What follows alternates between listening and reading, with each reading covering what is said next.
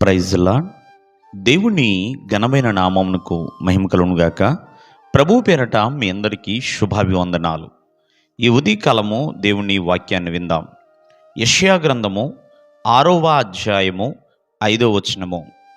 అయ్యో, నేను అపవిత్రమైన పెదవులు గలవాడను, అపవిత్రమైన పెదవులు గల జనుల మధ్యను నివసించువాడను, నేను నశించితిని.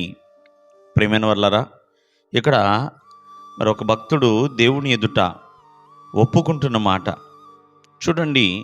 దేవదూతలు ప్రభువుని ఆరాధిస్తున్నప్పుడు, మరి ఆ యొక్క మందిరము దేవుని యొక్క ధూమము చేత నింపబడి ఉన్నప్పుడు, వారి మధ్యలో అపవిత్రత కలిగిన మనుషుడున్నాడండి. అతను అనుకుంటున్నాడు, నేను సైన్యములకు అధిపతియగు యెహోవాను కన్నులారా చూచాను అని అనుకుంటున్నాడు. కానీ ఎప్పుడైతే దేవుని మహిమ ఆ యొక్క మందిరము మీదకు వచ్చిందో, ప్రియమైన వాళ్ళరా, ఇతనిలో ఉన్న అపవిత్రత ఏంటి అనేది తనకు అర్థమైపోయిందండి.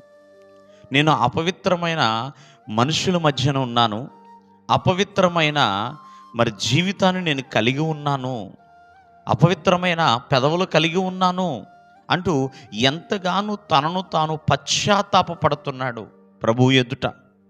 ఎప్పుడైతే దేవుని సన్నిధిలో నిలబడ్డాడో, దేవుని మహిమను చూడగలిగాడో ప్రియమైన వాళ్ళరా, అప్పుడే తనలో ఉన్న అపవిత్రత తనకు కనపడింది. అప్పటి వరకు తన అపవిత్రత ఏంటో తను తెలుసుకోలేకపోయాడు. కావున చూడండి, అపవిత్రత తెలిసిన వెంటనే దాన్ని కప్పుకోలేదు. అయ్యో అంటూ తనను బాధపడుతున్నాడు, పశ్చాత్తాపము నందుతున్నాడు. పశ్చాత్తాపాన్ని మించిన ప్రాయశ్చిత్తము లేదండి. తను యొక్క కలిగి ఉన్న అపరిశుద్ధత నిమిత్తమై తను పశ్చాత్తాపడినప్పుడు ప్రియమైన వాళ్ళరా, దేవదూతలు బలిపీఠం మీద ఉన్న నిప్పుల చేత తన పెదవులకు ప్రాయశ్చిత్తము చేసింది. అగ్ని చేత తను శుద్ధతలోనికి తీసుకుని వచ్చాడు, శుద్ధతలోనికి తేబడ్డాడు తాను. కావున ఈ ఉదయకాలమందు పశ్చాత్తాపంతో చేస్తున్న ఇతని యొక్క ప్రార్థన దేవుని యొద్దకు చేరింది. దేవునిలో తను పవిత్రుడుగా మార్చబడ్డాడు. అంతేకాకుండా దేవుని యొక్క పనికి ఒక ప్రయోజనకరమైన పనిముట్టుగా వాడుకుంటున్నాడు.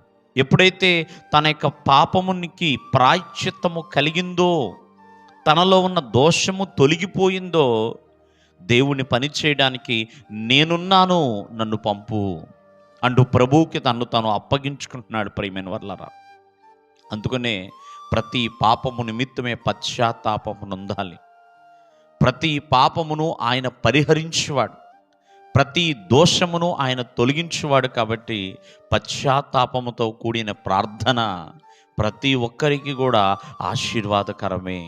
దేవుడు మిమ్మల్ని ఆశీర్వదించునుగాక. ఆమేన్.